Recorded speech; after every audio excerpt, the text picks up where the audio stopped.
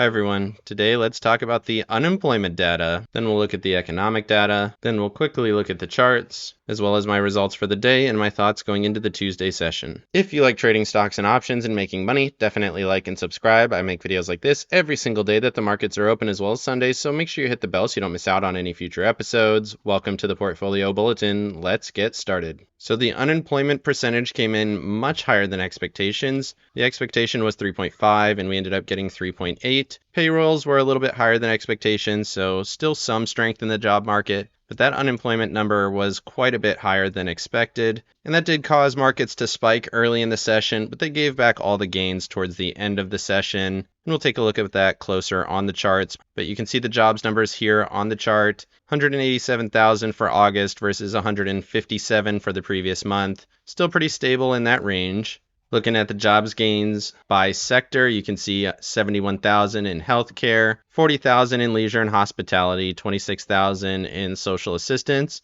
and then a little bit here in construction at 22,000. Interesting to see healthcare overtaking leisure and hospitality for this reading. Again, jobs market still fairly strong. Moving over to the economic calendar, you can see that non-farm payroll, 187,000 versus 170. Unemployment rate, big step up. Previous non-farm was revised down just a little bit. ISM manufacturing still below the 50 line, but a little bit higher than expectations. Overall, this is what the Fed wants to see. Unemployment rate going a little bit higher, but not too high. Moving over to max pain, you can see it went all the way up to 447. Put call ratio still finished very high at 2.68. Quite a lot of options here at 1.7 million. And then we basically finished in that same range that we finished yesterday. Not all the way at the top of the puts, but pretty close. Still pretty bullish on the weekly close, but the shorter time frames are still showing weakness, and we'll get into that more on the charts. Moving over to the S&Ps here on the hour and the daily, you can see that big wick on the jobs numbers hit my level at 453.07,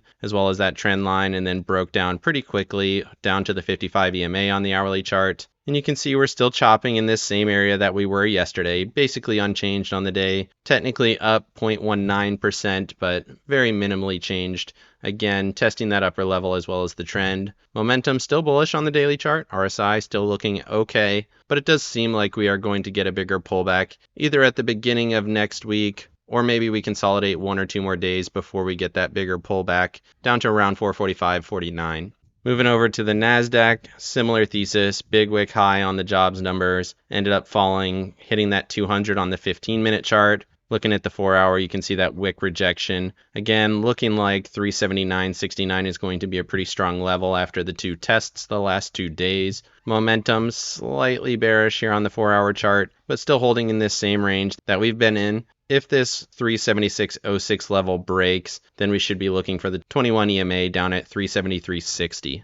Moving over to the Russell and the Dow on the 4-hour chart, the Russell actually showed quite a bit of strength, rallied on the jobs numbers like everything else, but then held most of those gains throughout the day. Ended up closing around 190.78, so a little bit stronger on the day than I would have expected. Still very much a bull trend and stronger than the other indices. Dow, on the other hand, chopping between the same range, didn't throw a wick to the same high, but it did test that support at 347.67. Bearish momentum, again, showing very similar thesis to the other indices. Moving over to Tesla and Apple. Apple continuing to chop higher. It is grinding at this point, and momentum is starting to fade on this rally, but the structure is still very much intact. Still looking for a push up to 193.96 or the trend resistance. Tesla, on the other hand, we talked about how we were consolidating and thinking that we were going to get that breakdown. And sure enough, we got a massive breakdown here on this first candle. 4.7%, big move down. Did test these previous highs. So we're right in that zone now. If that high breaks, then we're looking for 232.57. Moving over to staples and discretionary. Staples continuing to break down from that 55 EMA on the 4-hour chart back into these previous lows in the highly traded zone. Momentum bearish. It does look like we're going to go lower at this point. Next level sitting at 70.85. Discretionary also breaking down with Tesla hitting the 200 SMA on the 4-hour chart. It also broke my level here, so at this point you would expect rejection if we rallied into this zone and then get some lower lows, and momentum and RSI both support that thesis. Moving over to the dollar, you can see we got that rally yesterday, came down, tested the 55 on the hourly chart, and then the jobs data pushed the dollar much higher. Now we're retesting that trend line If we reject from here, that would be quite bearish. If we get a breakout, then we're looking for 105.50. So very critical level here on the dollar. Moving over to bonds, J&K gap down through that trend line, looks quite a bit weaker, momentum stepping down. Similarly on TLT, gap down, fell throughout the session.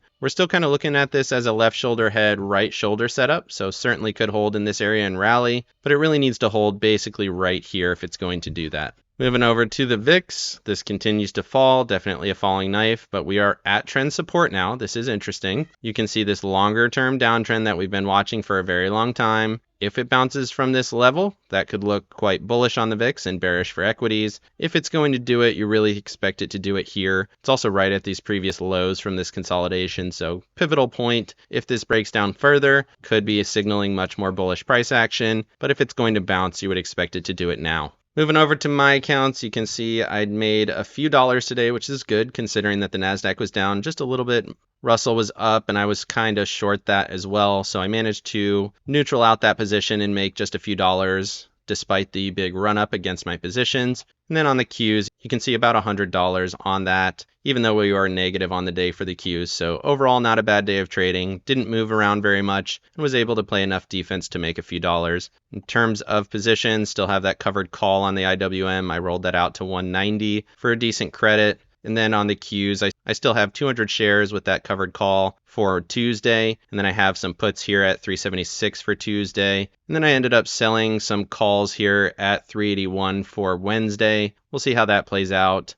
Again, I have a slight bearish bias based on the consolidation after the run up. But if we start to see a rally on Tuesday, I'll probably take this position off or potentially roll it out in time. Let me know down in the comment section what you thought of the jobs data or the unemployment data. Is this the first step up or is this a singular event? Definitely like and subscribe if you got any value out of this video, and make sure you hit the bell so you don't miss out on any future episodes. Of course, none of this is financial advice. This is all for entertainment purposes. Good luck in your trading and have a great day.